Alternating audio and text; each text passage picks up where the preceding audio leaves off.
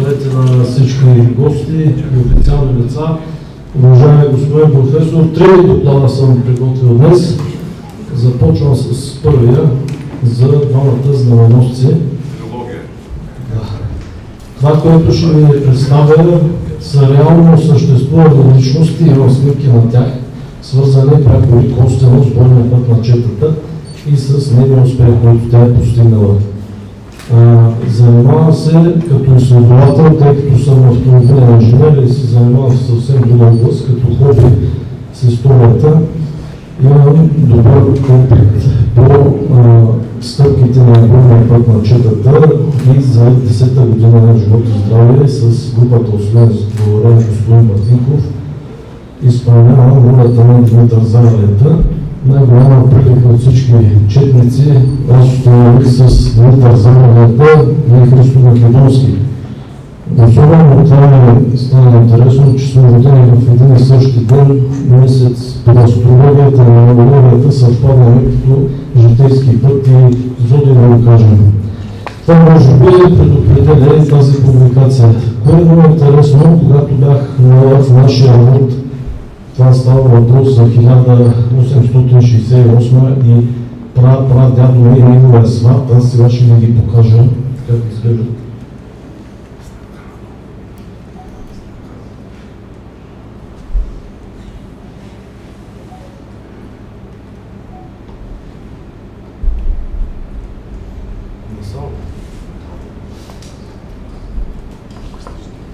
Малко по-бавно става.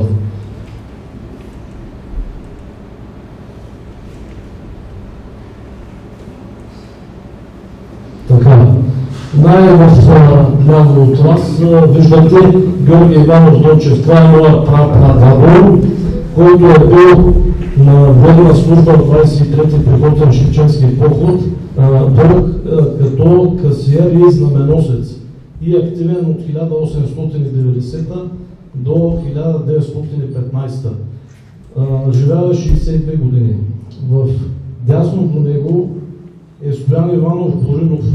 Това е младежът, който излиза с пушка срещу тримата, успели да оцелеят от Бузлуджа четници. Христо Македонски, Илия Николов Дойчев и Пенчо Стоянов. В най-дясно е Иван Боринов, който е живял 106 години, е човека, който ги е нахранил, дал им е пари, 3-4 дена и ги е изпроводил, тъй като Македонски не е от този край, а Пенчо Стоянов е от Панагюрище до края там, където е Озана Карамантра и те полека успяват да преминат и да се спасят. Тази история аз намерих в записите на Христо Македонски. Това е четника, който е бил знаменосец след смъртта на Георги Чернев в четата на Караджата, тъй като четата е разбита на Канладере и той успява да прибере знамето под командата на Хаджи Димитър и да го пази като най-благонадежден. Може би над 30 години се занимавам по този въпрос, но представям отговора на това, какво се е случило. Сега се връщаме и започваме напред. Направен е литературен обзор по темата с Стоян Стоянов от Елена и с господин Лъчезар Динев, който е от праправнук на брата на Димитър Диньо, е тук сред нас. Той специално дойде и въпреки, че е много зает, аз му благодаря, че намери време да говорим по темата. Отделно съм изминал целия маршрут от устието на Дунав като пешеходен и като с поход с автомобил до Агликина поляна и задълбочените ни познания от много години стигнаха с Стоян Стоянов до издаване на книгата от Петрушан до Агликина поляна, която е посветена на 15-те четника, начало с Димитър Заралета, който ги е завел. И тук, който няма, аз ще раздам на всеки участник в конференцията подарък по една книжка от тях. Започваме. Тук в ляво от вас, в ваше дясно е бойния път, който аз съм изготвил на целия път на четата, където е минал. Отбелязано е на кой ден, кога и как Предстои да се изработи още една карта, която да бъде с лобните места на четниците, като най-много неизвестни имаме на трето, четвърто и отчасти на пето сражение. За биографиите на двамата четници мога да кажа, Димитър Заравета го намираме в литографията Клетва. Той също има воеводски знак на своя калпак, както хаджията и караджата.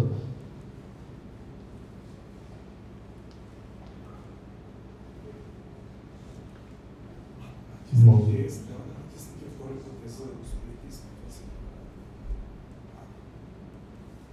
Така, ето тук на клетвата ясно се вижда, че воеводата Хаджи Димитър, Стефан Караджа и Заравета са с функции на воеводи. Всичките тези млади момчета имали нужда от опитен и добре обучен като Заравета човек, който да ги води по направление. И Христо Македонски казва, че на всички надеждата била в Димитър, който успял напълно да изпълни дълга си и верен на клетвата, въпреки всичките съпротивления, битки, преминал и завел ранените. Кое е най-важното? Ние по тези двама души ще получим отговори къде и защо е загинал воеводата Хаджи Димитър. Като Христо Македонски изрично, когато говори с Стоян Боринов, му казва, че носи знамето на хаджията. И той го вижда как е загинал там на Бузлуджа, как всичките други са паднали, но те са успели, благодарение на големия дъжд, който е паднал, с още 6 човека. Това са Васил Ракнев от Градец, Илия Николов, който е от 5-те сражения без нито на раняване. Христо е ранен в кръга, Пенчо Стоянов също е ранен. Има едно момче Никола Иванов, който е Христо Македонски след първото сражение води със себе си. Той е ранен и немощен и около 200 метра след това е заловен. Андрей Марков умира след няколко часа, тъй като изтива от бурята и умира от кръвозагуба, ранен в гърдите и кръвта му изтича. Христо Николов успява с Пенчо Стоянов, сега ще ви го покажа и него. Това е Пенчо Стоянов, Пехливанов от Панагюрище. Той с Христо Николов Македонски и другото момче Илия, като по-просто аз не съм намерил негова снимка, той от Никопол, но това са реално съществували. Това Пенчо е бил активен от 1860 до 70-та. После се губят неговите данни и това са моите роднини, т.е.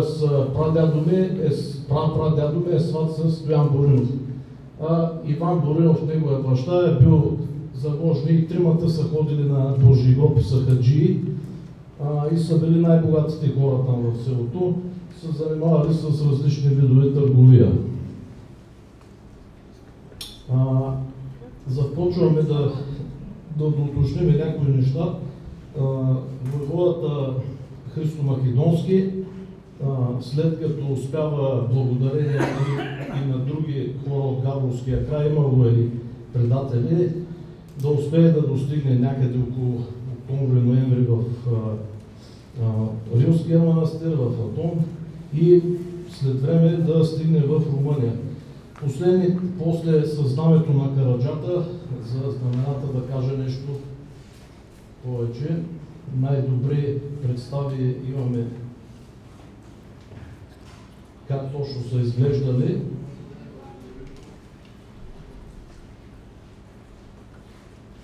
На Карапановата кория в битката.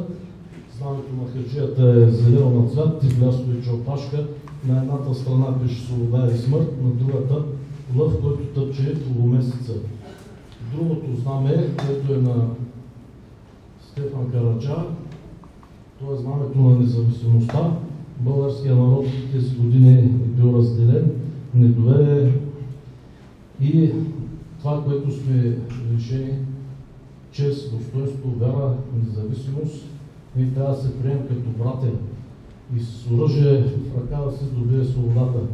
Христо Македонски много добре е знаел и е пазил здравето като светиля и после той участва в войната в Сърбия. И до края на живота си остава патриот, който се е борил за освобождението на България. Тъй като е свързан с моите роднини, които ви показвах, и е точно казал какво точно знае за него, от него се е случило с хаджията. В другата книга, която е на Митю Седев, историк от село Знаменосец, за Димитър Заралета, в неговото село, той е роден 1832 година, в началото на ноември по мое изследване около Димитров ден. Възпитан от свещеници, имал е образование, имал е занаят, е бил терзия, шивач, но малък се интересува от оръжия, прехвъртлива лък и юнашки подвизи. Особено голямо патриотично чувство и това го създава конфликти с местните турци и се налага той да излезе и да хване гората и да се съедини с различни хайдушки чети, като Тодор Харков, Теньо Люцканов през 60-те години. След това разбира, че се готви легия от Раковски и е участник и възпитаник на първа и втора легия. Бил е на особена почет сред всички четници и благодарение на него знамето на Хаджи Димитър достига до Аглики на Поляна.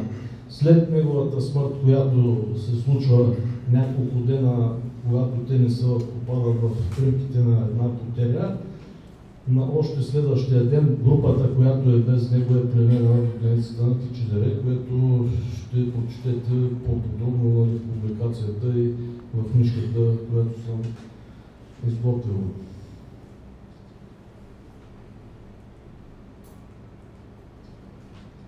Може да се постави следното заключение по тази публикация. И двамата знаменосци са изпълнили целите си. Димитър Заралета достига до дирената цел по план, нали, за личностите и за техните успехи и въобще. Може да говорим по поставените цели и постигнатите резултати. Димитър Николов е занесъл и достигнал и е завел и то никой да е ранените. Преодолява 5 тежки сражения, редовната армия с хиляди войници в Балкана. Христо Николов под заповед на хаджията след неговата гибел, на която той очевидец решава да тръгне и да спаси знамето. Аз изследвах, те отиват в строгарницата, която е на село Шумели. Имам познати, които се занимават сега в архитектурния Болградския музей. Няма данни тяхни познати да са се срещнали. Но по-нататък стигат до Габровския манастир, тъй като е бил прекалено оживлен, отказват да влязат и тогава стигат при брата на прадядо ми. Това са реално случили събития и наистина отговарят на това, което се е случило. Това, което ни оставя Христо Македонски, аз пак казвам, е ясно и добре описано и след много години хора като нас да четат и да са наясно с истината. Той спасява знамето на Караджата и то до днес се пази в музеите. Това мога да кажа, че тези двама души са усилили боеспособността на четата и са довели до високи резултати. Един е загинал млад, другия е живял до 81 години. И ние трябва да осветлим техния подвиг и да поддържаме паметта. Ако някой има въпрос по темата, може да пита. По време на дискусия. Да, добре. Това ще е по тази публикация. Благодаря.